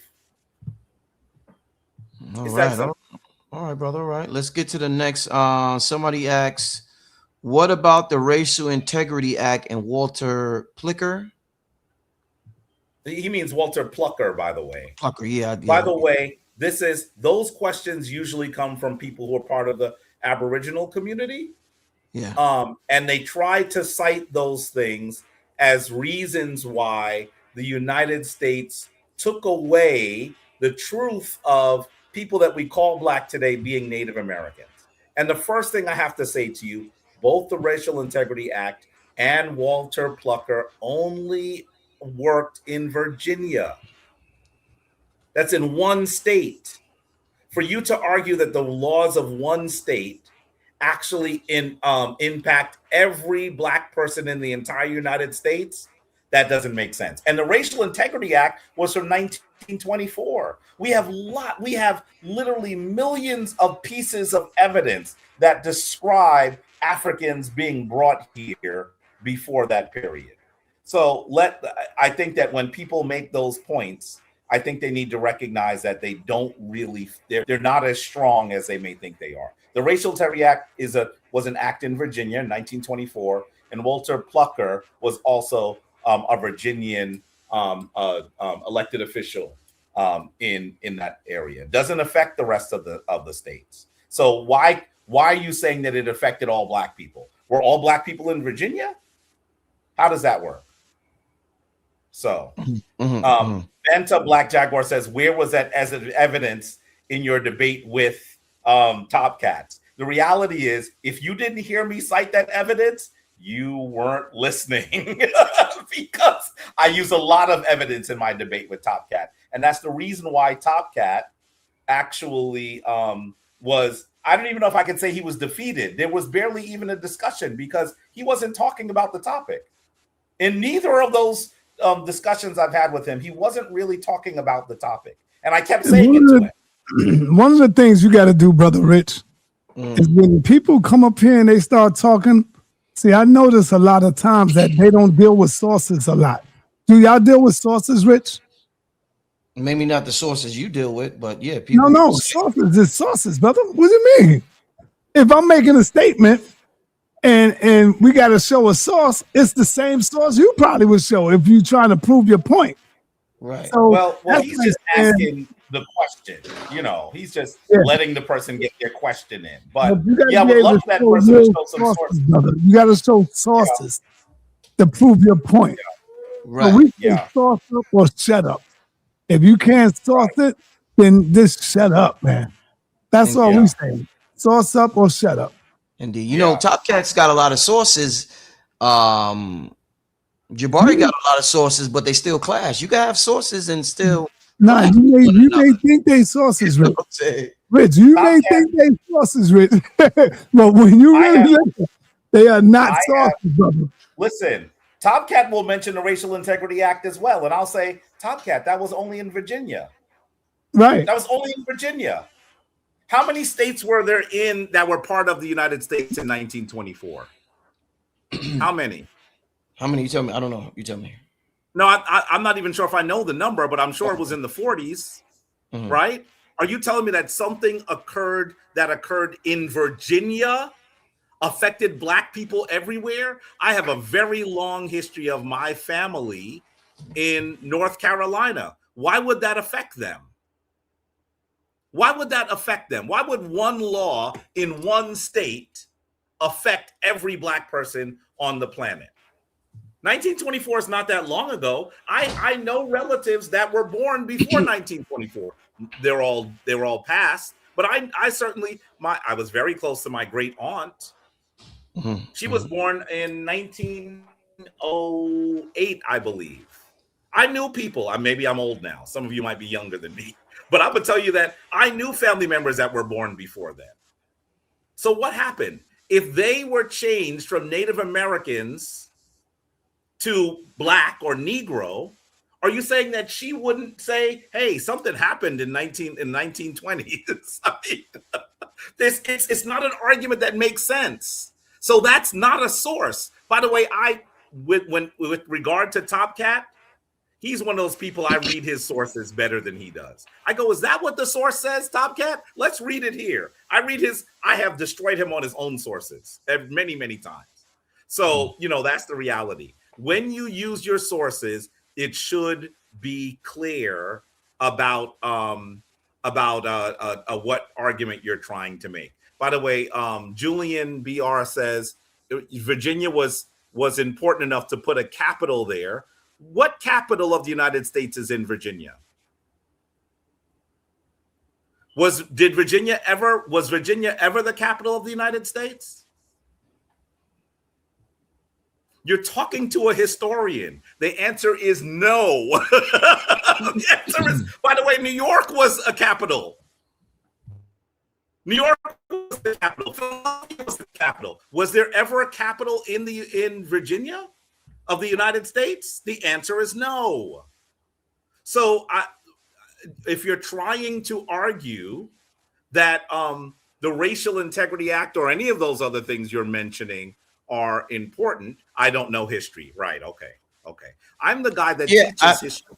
Yeah, well, you could teach history and still not know it. There's a lot of history teachers that don't know history and teach it. That's not sure. I'm not doubting that, but I'm saying, who would you listen to? Someone who teaches history on the college level, or someone who didn't recognize that the Racial Integrity Act was only in Virginia? College never impressed me. That's why I dropped out and I decided to work for myself. So you can't pull the college thing on me. It doesn't impress me at all. I'm not pulling it on you, brother. Well, you said it. Who would you listen to? A college professor? That doesn't impress me. A degree doesn't impress me. A doctor before your name, none of that impresses me. So I would you're asking the wrong person if you're going to ask about a college professor. I would argue, when I say you, by the way, I wasn't meaning you, Rich. I'm just answering I don't. Well, let's be clear. College, there's something that happens in college. Indoctrination. Who wrote that book, Stolen Legacy? What he said about listen, brother. Yeah, the person that wrote Stolen Legacy had a doctorate. I know, and so he would know best. He would know best. George James was the one that wrote that. Well, let's be clear. What did he say about school? What did he say about it? You're not talking about Stolen Legacy. I think you're talking about Carter G. Woodson, who also had a doctorate, by the way. Carter G. Woodson, right. That was a Stolen Legacy? A doctorate from Harvard. Harvard, he had a doctorate. What book Carter G. Woodson wrote, y'all? The Miseducation of the Negro. The Miseducation, yeah. Damn, I haven't read that in a while. Wow. But he's not suggesting you don't go to school. No, he was just talking about the indoctrination. He was talking about. Sure, it happens. It can happen. Sure. Yeah. I have a degree in Africana Studies. I wasn't. You know what I mean? Listen, when you talk about Dr. Clark and Dr. Ben, guess who was teaching me at Cornell? Dr. Clark and Dr. Ben and others. And I want to be clear that I'm not saying that just because you have a degree, that means you know what you're talking about. But I am saying that we should still have respect for the ability to get a degree and what has to come with it. And if we don't have that belief, then when you have a toothache, just go to the dude on the corner. Don't go to the dentist. Real quick, Rich. Yeah, don't say that no more, Rich. Please, man. What about school? About college? Yeah, because you got little kids listening to you. We need all our children to go through college, to go to school, to become doctors. No. We disagree. Hold up. But don't let them. I feel. I am, because this is my channel, so I'm gonna say. I know that. I'm saying you got to understand. You got a lot of kids listening to you, brother. Right, and I'm gonna tell them black children are the lowest when it comes to education. Chinese children, they are so much passing our children. Black women have the most degrees more than anybody, and it's not helping them. Matter of fact, most of them just got fired off. Yeah, that's not true, brother Rich. That's not what they say. They get a lot of degrees. Have more degrees than anyone else. They got a high percentage of degrees. Now that's debatable, but they have a high percentage of degrees. They're very well educated black women, highly educated. There are many black women who have high levels of education. Yes. But they don't have per capita the largest number of college degrees. But I'm not suggesting to you that simply because you have a college degree that means you know what the hell you're talking about. I'm not saying that either. But I am saying that when you're talking about history, you should talk to someone who has studied history for decades. That's what I'm saying. I agree with that. Yeah, I do agree with that. That's what I'm saying. I'm not just talking about a college degree. I'm talking about someone who studies history. I have studied history. How many of you are older than 40? Because if you're younger than 40, I've been studying history longer than you're alive. And I'm not just saying, whatever I read in the book is good. That's not how I get down. You know what I mean?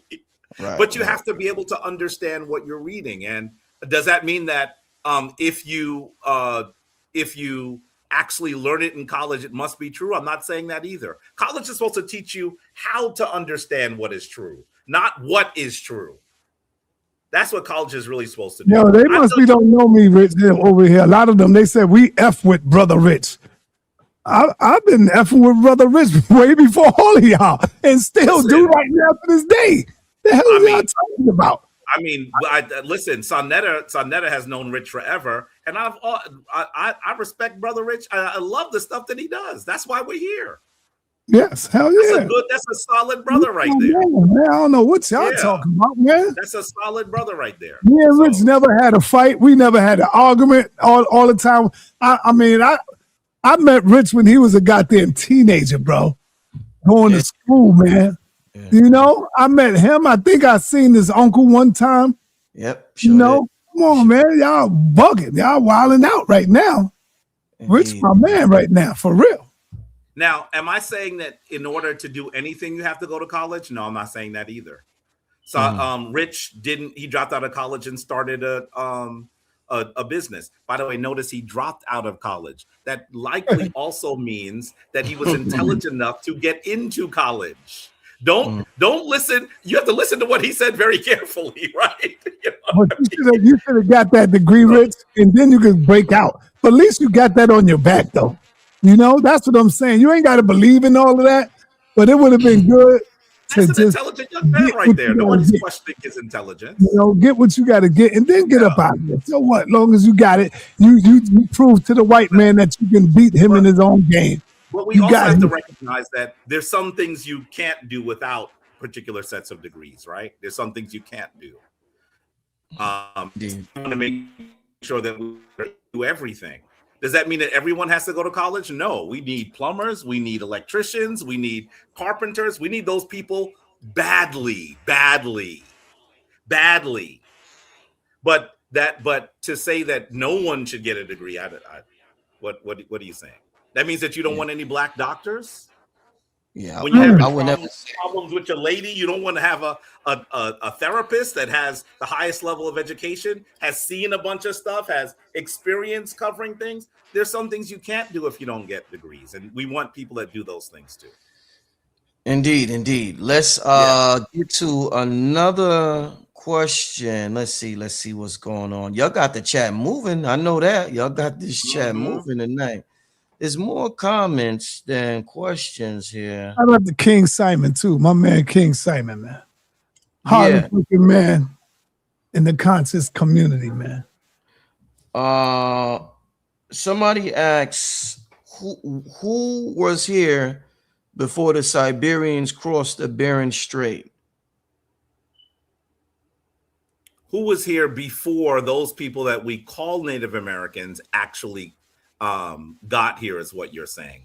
I don't believe that there were people here before they got here. Now, I want to be clear. When you say Siberia, nobody was here? No. You just said the Earth was millions of years old. Yeah, but the reality is, shit! The Africans, it was hard for people. It was hard for. Now listen, the Earth is millions of years old, but modern humans are only 300,000 years old, right? That's right. And I'm being generous. 300,000 to 200,000 years old. That's how old modern people like us are. That's how old we are. 300,000 to 200,000 years old. And it might be time to go now. When we came into existence, pull up a source, Rich. Listen, I teach African history from human origins to 1600 CE. So this is something that I've studied extensively.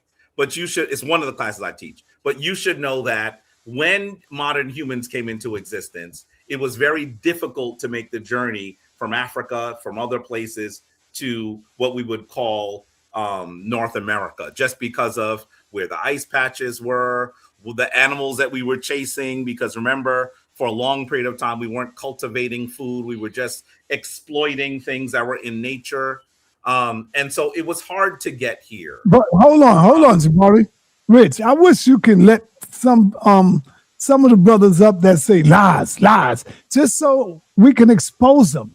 No, I gotta go soon. I can't do that. When they say lies, that's not true. Sometimes you should let them up and bring their source so we can expose them that they don't know what they're talking about. This conversation makes me very interested to see what Jabari has to say this Saturday on the debate. So I will say that I think Jabari is a very intellectual brother, but I do think intellect could slow us down from finding out who we are sometime because of the indoctrination. So I'm very much interested. Sometimes you have more of an open mind about certain things, and sometimes you have a bias when you if I'm a doctor and I find out information that's outside of what I spent $200,000. I spent $200,000 on this doctorate.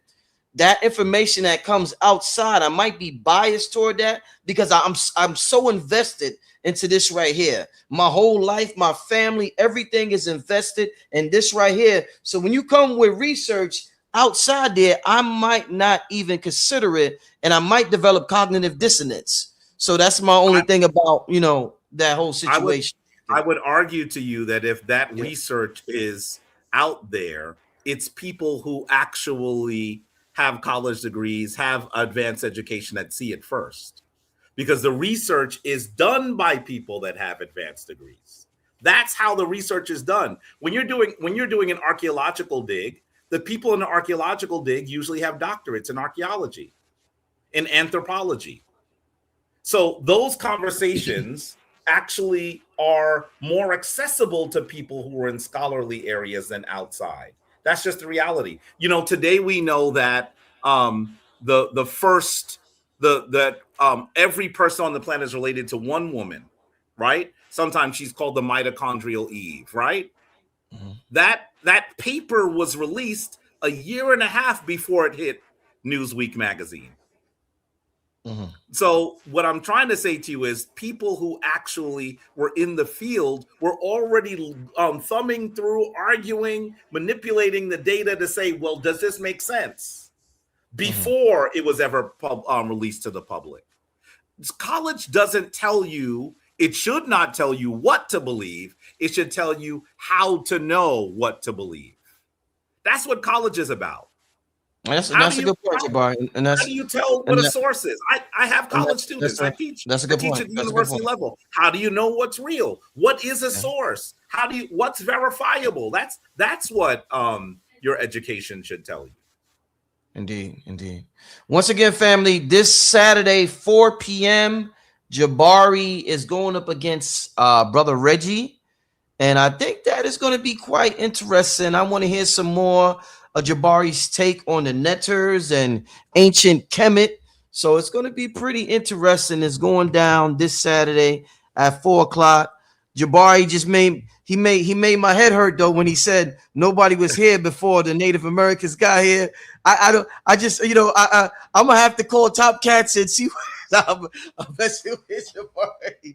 But listen, I want to thank y'all for coming on the show, man. This was definitely. I want to thank you, Brother Rich, for taking the time out to allow us to come on your show, brother. So absolutely. Thank you for that, man. Indeed. Thank you, brother. It's always good to see you. Any last words for the people before we get out of here? Come to the debate. Come to the debate online. Hit that link. Y'all gonna love it. I'm telling you, it's gonna be on and popping. Hit that link. Yeah, it's gonna be a very interesting debate, and I think that you should get into it. And I'm also gonna say, our brother Rich's hat is fire. So I've been looking at it the whole time on the camera, that is dope. I'm glad you mentioned Jabari. Where you get your shirts from, bro? Because I seen your shirt in the interview. You be having some fire garbs on, man. The joint you wore in the interview with Wack. I'm like, oh shit, that's fire. Where do you get those from? That shirt is called a batakari. It comes from Ghana. So I have several of them, so in different colors. So you get them imported from Ghana. Yeah, I mean, you can get them. People are bringing them here, but that one I got when I Right. don't think I've ever gotten one. Don't believe that, Rich. You got it from the Chinese, man. Oh man. I bought some rib tips and a shirt. Oh, man. Damn, man, oh man, oh man. Well, That is funny. The rib tip's almost the same color as the shirt too. You know what I mean? it kind of the red, yeah. I like that one you got on, though. That one you got on is nice. I like that one. Indeed. This one I got at the Mart on 116th Street. Oh, you got that one here? I got this at the Mart, yeah. At the Mart on 116th Street. There are a bunch of folks there that make clothes for me too, so that's where I got it. Nah, that's fire. Y'all see that, family? That's fire right there. Wow, and I used to live right over there. That's the African in you, brother. Let's not forget. Let's not forget. That's the African in you, brother. It might be. Let's not forget that. Let's not forget that the point is that fire hat he's wearing that says Supreme Being is dope. It's dope. Indeed. I even just like how the lettering is assembled. It looks old school, so I like that. I like it. Appreciate it, my brother. Appreciate it. Hey, once again, thank you. And I'm gonna see y'all. I'm gonna support y'all, and I'm gonna spend money. So I'm gonna support y'all, and I'm gonna put that Zoom, and I'm gonna be there this Saturday. I'm taking notes, and I want to hear these sources. I want to hear Jabari sources, and I might have to bring them back. You know what I'm saying? Yeah, we might have to analyze these sources. Yeah, you got to bring us back for the after the debate, and you too, King Simon. I'm still waiting on you to give us the invite, King. Oh man, indeed. I'm here whenever I am called. All right, brother. Thank you, brother. Thank you. All right, peace to those brothers. I've known Sarnetta since I was 19, maybe 19 years old. Learned so much from the brother in terms of him with the information and what he used to do in Harlem. That interview he did with Wack, for me, that was like a throwback to his energy and how he used to be outside. So, the brother's been doing his thing for a while, and he influenced me to create my own business, conscious business, and, get the camera and start filming people. I seen him with his camera all the time. I ended up getting my camera. I got the same camera he got. Whatever he had, I wanted. I said, yo, what kind of camera you got? I'm getting that. Yo, what kind of DVD burner you got? I'm getting this. I got to give the brother none but respect, because there would be no Rich without brother Rich, without the brother Sarnetta, you know what I'm saying? And the brother, he's always been a strong brother, a fearless brother. So, that definitely influenced me, especially being 19 without a dad and seeing this man stand on the corner and have people, the small hats kiss his feet. Sarnetta, he was a wild boy.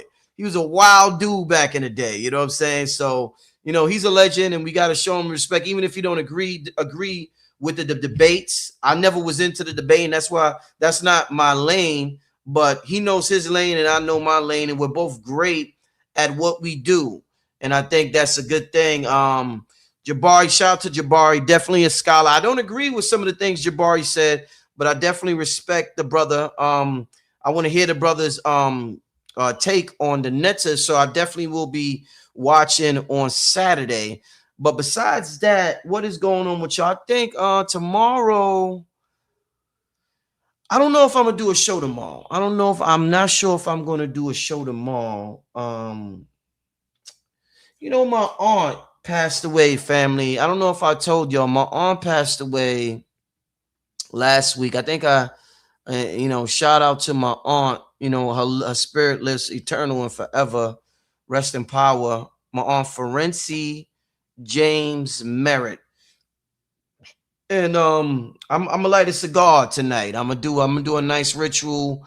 I'm gonna go outside and do a nice, communicate with her and talk to my aunt. So I'm gonna be might even have to have a little red wine to go outside. I'm gonna, so yeah, I'm gonna be kicking it with the cigars and just, to, sending good positive energy to my aunt, But she lived a full life, and she got kids, grandchildren, and all of that. So shout out to my aunt. So that's why I was, I don't want to be on too long. We already on for 2 hours, but it's 11:20. I'll probably do that around midnight. You know what I'm saying? But what's going on with y'all in the chat? Peace, Rich. Yeah, Tahuti. Shout out to the brother Tahuti. He was on here. Yeah, I got your text. I've been running around all day, but yeah, I'm gonna get you on before July's up, my brother. So yeah, I appreciated the show we did. I'm gonna get you on here before July's up. All right, brother. So shout out to the brother Tahuti. Did she come to the baby shower in New York? Damn, that's a good one, King. Did she? Was serious? No, she wasn't able to make it. No, she wasn't. Sirius was born, King Simon, her husband just passed away. So she was going through a lot. She never met Sirius, by the way, King Simon. I haven't seen her in probably a decade. Because she's been, I didn't see her the last decade. But no, she didn't come to that baby shower. Yeah, I'm trying to think. She wasn't there at that baby shower. But I'm glad you asked that, because now you had me just go down memory lane. But that was a fun baby shower. For Sirius, King. That was fun, right? Remember that one in Harlem? That was like super duper fun. Yeah. Well, let me see what's going on with y'all. Yeah, definitely. Yeah, the show without Kibalon was fire last night. It was definitely fire. Somebody said this isn't the right show for people like them. Don't invite. I mean, it's a different vibe from what's usually on the channel. And Jabari is more of the traditional Afrocentric historian. He doesn't, this channel is real esoteric, metaphysical. So, but it's all good. I've learned from the John Henry Clarks and the Dr. Benz, as well as it keeps you grounded and balanced to be able to know both sides. And I think that's what Bobby Hemmett represented. And sometimes people go too far off into the esoteric world and they lose it because they're not grounded. So I think it's important to be grounded in both worlds, but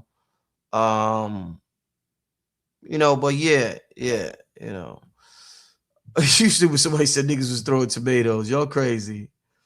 Let me see what else y'all talking about. Yeah, thanks for the condolences from y'all. I appreciate it. I appreciate it. Thanks for the condolences.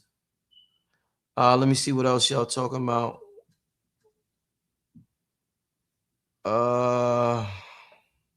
Somebody said they sent me an email. I sent you an important email. Please look for it. Yeah, okay. I'll look for it. I checked my emails earlier. I didn't see an important email earlier, so I'll check. Maybe it went to spam, but I'll keep a lookout. Also, let me just share the cigar link because that's what I'm about to engage in. For those who want to tap in with the cigars, let me share the link. Where is this link? I always got to look for it. Baby, give me 1 second. Yeah, I don't see it. Okay, here you go. Yeah, for those of you who want to tap in with the cigars, let me share the link for y'all. It's right there. I got who did I just told somebody I was gonna send them a cigar. I'm trying to think. Who did I say? And I'm working on orders now as we speak for those who ordered last week and previous week and whatever. I'm trying to think. There's somebody I just told. I don't know. Somebody that came on the show. No, I told Al-Kibalon I was going to send him the Geefy tea. I know that. Let me see what else y'all talking about. Let me say, Brother Rich, I'm 30. What's advice would you give a 30-year-old version of you that may be having a rough time? And I did have a rough time at that age.